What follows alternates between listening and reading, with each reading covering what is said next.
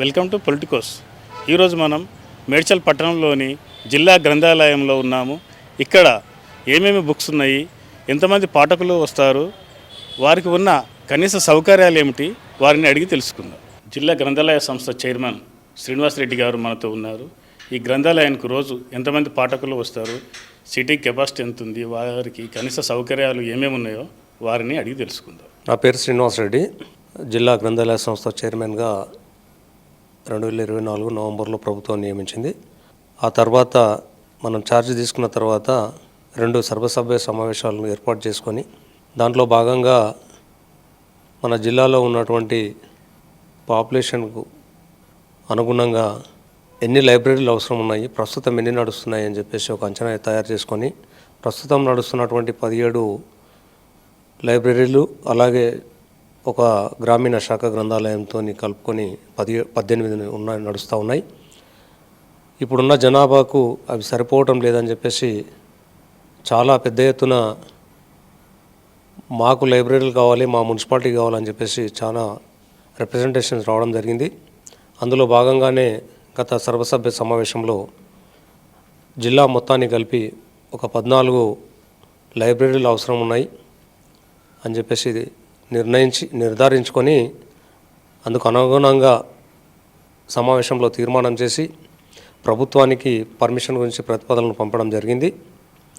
ఆ ప్రతిపాదనలు పంపిన తర్వాత కొన్ని కారణాల వల్ల ఎలక్షన్స్ కానీ అవి రావడంతో కొద్దిగా పెండింగ్ ఉంటాయి. తొందరలోనే ప్రభుత్వం అనుమతులు వస్తాయని చెప్పేసి ఆశిస్తూ ఉన్నాం. బడ్జెట్ విషయంలో కూడా ఎలాంటి ఇబ్బందులు లేవు. సఫిషియెంట్ బడ్జెట్ మన గ్రంథాలయంలో ఉంది కాబట్టి మేము అంచనాలు తయారు చేసిన విధంగా ఈ 14 లైబ్రరీలను కూడా ఏర్పాటు చేసుకునే విధంగా ఆర్థిక వనరులు ఉన్నాయి. అలాగే DCLకు సంబంధించి ఇక్కడ పాఠకులు దాదాపుగా 250 మంది రోజు వచ్చి పుస్తక పఠనాలు చేయడం జరుగుతుంది. అందులో టెట్ ఎగ్జామ్ నుంచి మొదలు పెడితే IASకు ప్రిపరేషన్ కావాల్సినటువంటి మెటీరియల్ మన లైబ్రరీలో అందుబాటులో ఉంది. ఒకవేళ పాఠకులు మాకు పుస్తకం కావాలని చెప్పేసి వాళ్ళు డిమాండ్ చేస్తే ఒక వారం నుంచి 10 రోజుల లోపల వారికి అందుబాటులోనికి తీసుకురావడం జరుగుతూ ఉంది. అలాగే సీటింగ్ కెపాసిటీ కూడా ఒక 300 మంది దాకా సీటింగ్ కెపాసిటీ ప్రస్తుతం DCLలో ఉన్నది, అందుబాటులో ఉంది.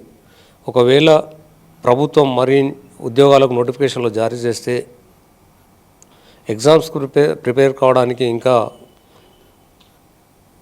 యువకులు ఇంకా ఎక్కువ వస్తే కూడా వారికి మౌలిక సదుపాయాలు కానీ అలాగే సీటింగ్ కెపాసిటీ కూడా ఏర్పాటు చేసే విధంగా మేము సిద్ధంగా ఉన్నాం. ఎందుకంటే ఈరోజు గత 10 సంవత్సరాల నుంచి ఉన్నటువంటి ప్రభుత్వం ఎలాంటి ఉద్యోగ నియామకాలు లేవు. రేవంత్ రెడ్డి గారి ప్రభుత్వం ఏర్పడిన తర్వాత 54,000 ఉద్యోగాలు ఎక్కడా కూడా ఎలాంటి పొరపాట్లు జరగకుండా ఎవరు కూడా కోర్టుకు పోయినా అని కూడా ఇబ్బందులు తలెత్తకుండా పకడ్బందీగా నియామకాలు చేయడం జరిగింది. ఇప్పుడు యువతలో ఒక స్ఫూర్తి నింపిన నాయకుడు రేవంత్ రెడ్డి గారు. రేపు రాబో రోజుల్లో కూడా మాకు ఉద్యోగాలు వస్తాయని చెప్పేసి ప్రతి విషయంలో కూడా ప్రతి సబ్జెక్టు మీద కూడా అవగాహన పెంచుకొని మనం సర్వం సిద్ధంగా ఉండాలని చెప్పేసి పోటీ ఎగ్జామ్స్కు సిద్ధంగా ఉండాలనే ఉద్దేశంతో ప్రతి పాఠకుడు లైబ్రరీకి రావడం జరుగుతుంది. అలాగే ఇక్కడ మౌలిక సదుపాయాలు కూడా చాలా బాగున్నాయని చెప్పేసి పాఠకులు కూడా ఇప్పటి వరకు కూడా ఎక్కడ కూడా ఎలాంటి కంప్లైంట్స్ తీసుకురాలేదు. ఒకవేళ ఏదైనా చిన్న పొరపాట్లను కూడా సరిదిద్దుకోవడానికి మేము సిద్ధంగా ఉన్నాం. ఇక్కడికి కామారెడ్డి నుండి కానీ తూప్రాన్ అండ్ చేగుంట అక్కడ నుంచి గ్రామీణ ప్రాంతాల నుంచి కూడా రైల్వే సదుపాయం, ఇక్కడ రవాణా సదుపాయం ఉంది కాబట్టి గ్రామీణ ప్రాంతాల నుంచి ఇక్కడ లైబ్రరీ బాగుంది, అన్ని పుస్తకాలు అందుబాటులో ఉన్నాయి.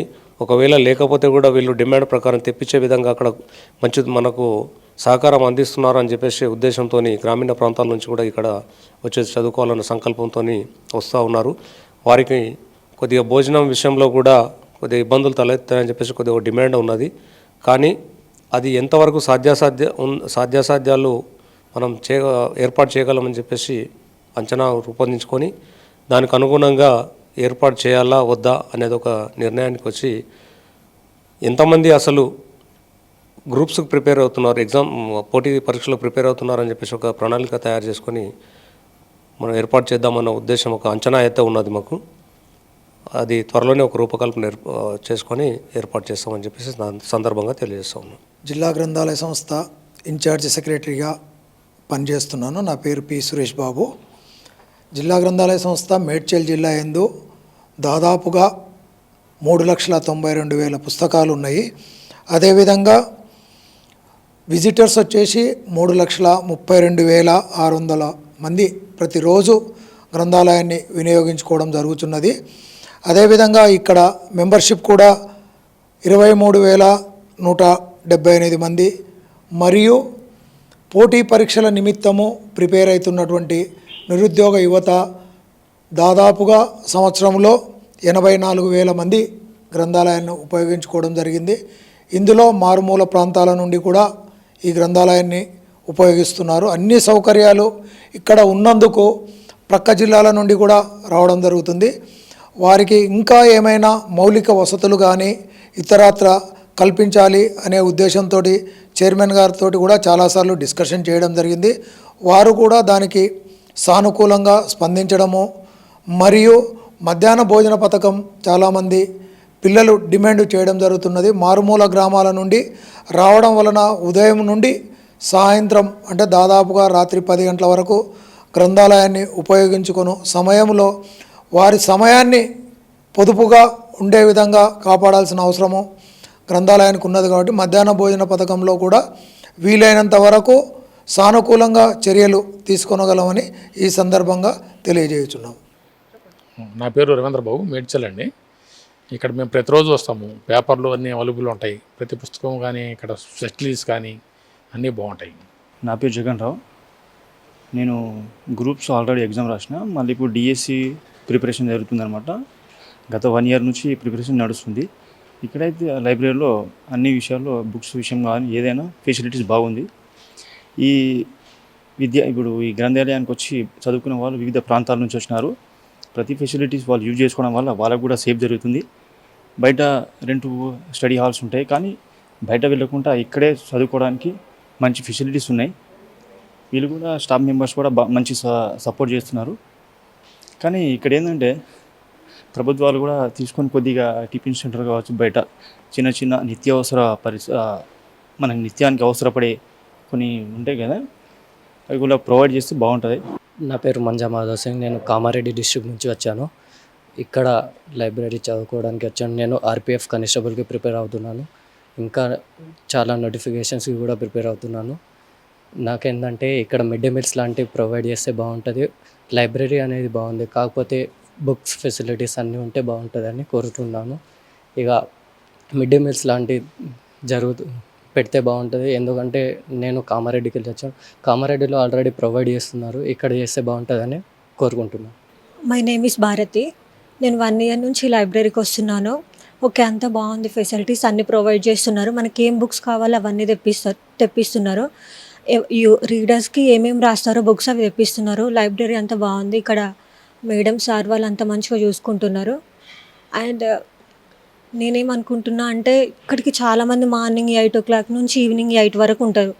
సో వాళ్ళకు మిడ్ డే మీల్స్ ప్రొవైడ్ చేస్తే బాగుంటుంది అనుకుంటున్నాను. ఎందుకంటే చాలా దూరం నుంచి వచ్చి చదువుకుంటున్నారు ఇక్కడ.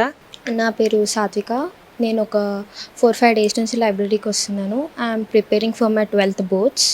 ఇక్కడ అన్ని బుక్స్ అవైలబుల్గా ఉన్నాయి and facilities are also good. నా పేరు పడాల రఘురాముల్ పటేల్. నేను ప్రముఖ సాహితీవేత్తను. పుస్తక పఠనం అంటే చిన్ననాటి నుంచి చాలా అభిలాష, ప్రేమ. ఇప్పుడు వచ్చే జనరేషన్కు చాలా అవసరం కాబట్టి నాలాంటి సాహితీవేత్తలు, పరిభాషలో ఉన్నటువంటి తెలుగు, సంస్కృతం, హిందీ, ఇంగ్లీష్ ఇలాంటి సంయుక్తులు అంటే సంధి, ఇంకా తెలుగులో చెప్పాలంటే సంస్కృతంలో విడదీసి రాయడము, వీటి మీద బాగా ఫోకస్ చేస్తూ ఉంటాను.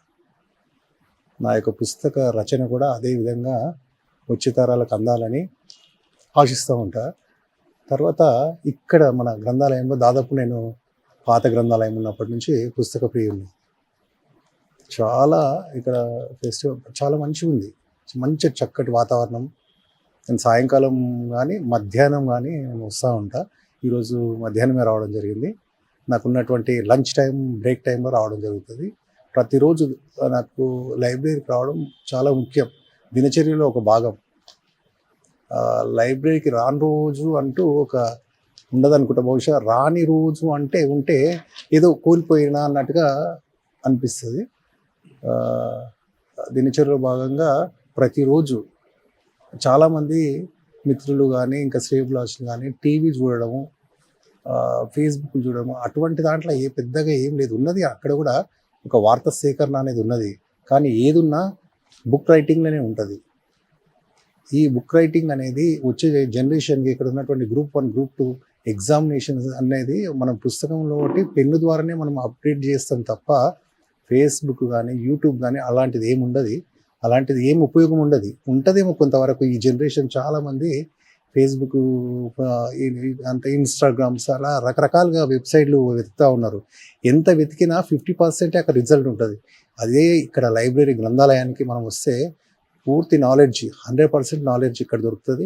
ప్రతి ఒక్క విద్యార్థులు, ఉపాధ్యాయులు, సీనియర్ గస్టెడ్ ఉపాధ్యాయులు అందరూ కూడా చాలామంది సాయంత్రం వేళల్లో వస్తూ ఉంటారు నాతో పాటు. వాళ్ళందరికీ కూడా నేను పదే చెప్తా ఉన్నా, ఆ పిల్లలకు కూడా చిన్న పిల్లల నుంచి దినచర్యలో భాగంగా ప్రతి ఒక్కరూ లైబ్రరీని, ఈ మన గ్రంథాలయాన్ని రాష్ట్ర ప్రభుత్వం అందిస్తున్నటువంటి గ్రంథాలయంలో మంచి వెసులుబాటు, మంచి సౌకర్యాలు ఇక్కడ చాలా పుష్కలంగా ఉన్నాయి. ప్రతి ఒక్కరు వినియోగించుకొని భవిష్యత్ తరాలకు వాళ్ళ భవిష్యత్తు మంచిగా ఉండాలనుకుంటే లైబ్రరీకి రావాలి. ముఖ్యం వచ్చి వారి యొక్క ఉన్నత స్థాయిని పెంచుకోవాలి. ఇక్కడనే వాళ్ళకు మంచి మార్గదర్శకం ఉంటుంది. ఎంతమంది తన తల్లిదండ్రులు కానీ ఉపాధ్యాయులు చెప్పిన విషయాలు ఇక్కడ చక్కగా అవలంబిస్తే ప్రతి ఒక్కరూ ఈ సద్వినియోగం చేసుకోవాలని మనం చేస్తున్నాం. చిరిగిన చొక్కైనా తొడుకో, కానీ ఒక మంచి పుస్తకం కొనుక్కో అని కందుకూరి వీరేశలింగం గారు అన్న మాటలు అక్షర సత్యాలు. ఎందుకంటే పుస్తకంలో ఉన్న విజ్ఞానం మరెక్కడ దొరకదని దాని అర్థం.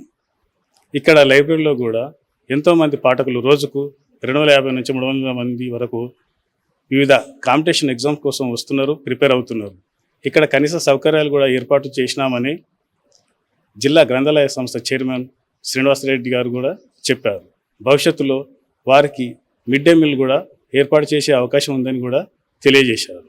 సెక్రటరీ గారు మాట్లాడుతూ వారికి కావాల్సిన బుక్స్లు ఏవైనా కావాలి అనుకుంటే 10 నుంచి 15 రోజుల్లో తెప్పిస్తామని చెప్పారు. కెమెరామెన్ శ్రీకాంత్ రెడ్డితో మీ Premaraju. Please subscribe to the channel and download the Politicos app from the links in the description.